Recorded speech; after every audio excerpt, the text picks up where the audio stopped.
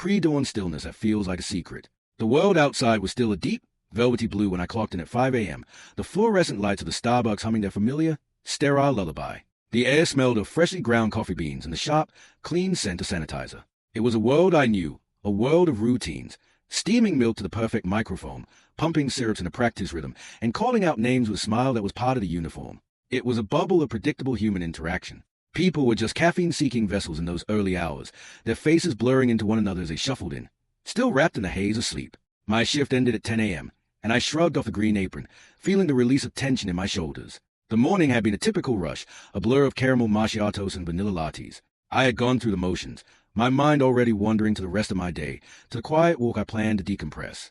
As I stepped outside, the sun was finally asserting itself, warming the concrete and chasing away the last of the cool night air. I started my walk, a well-worn path through the neighborhood, designed to clear my head of the morning's noise. I pulled out my phone, a reflex at this point, to check for any notifications. The screen glowed with a single, unfamiliar icon, a friend request on Snapchat.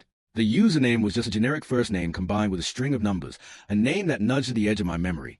I stopped walking, my sneakers scuffing against the sidewalk. I stared at the name, my brow furrowed. It wasn't a common name, but it wasn't entirely unique either. I replayed the morning transactions in my head, mentally scanning the faces and the names I had called out. Then, it clicked with a jolt, a visceral, icy shock that ran from my stomach up to the base of my skull. The man, the older man, probably in his 40s or 50s, with a mobile order.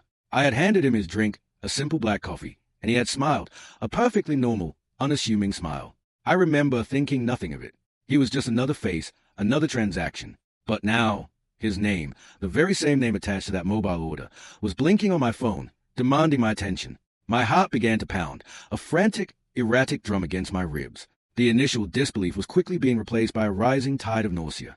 I felt a physical sickness creep into my throat, a sour taste of anxiety. It wasn't the fact that he had found me. I mean, yes, that was deeply unsettling on its own, the idea that a man twice my age had seen me behind the counter and decided to track me down. But that, in a sickening way, felt almost predictable. It was a story I had heard before, a cautionary tale whispered in back rooms and break rooms. The uncomfortable reality of being a young woman in a public-facing job. What truly paralyzed me, what made my blood run cold, was a chilling impossibility of it all. How? The question echoed in my mind, a frantic, unanswered prayer. How in the world?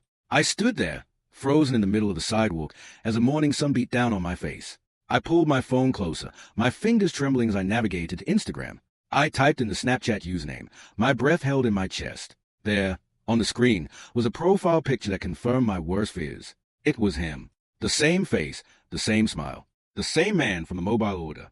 My mind raced, trying to piece together the puzzle, searching for a logical, rational explanation. I thought of my apron. It only had my first name, a common one, the kind that could belong to anyone. I then thought of the internet, the vast, endless archive of personal information. Maybe he had Googled my first name and the store's location. I quickly pulled up a search, typing in my first name and the name of the shopping center. The results were a ghost town. Nothing. No mention of me, no connection to my workplace. My digital footprint. I had always prided myself on keeping minimal. I have no public Instagram, no TikTok with my face, no LinkedIn profile screaming for attention.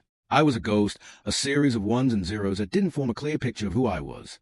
And yet, he had found me. He had bypassed my careful anonymity, my efforts to remain invisible in a world that demands visibility. The fear began to crystallize into something sharper, a cold, hard knot of dread. I started to think of the interactions I had with him.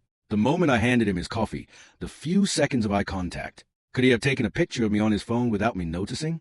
Was there a weird, hidden app or a simple point-and-shoot I failed to detect? The thought made my skin crawl. Maybe I had been too trusting, too comfortable in my routine.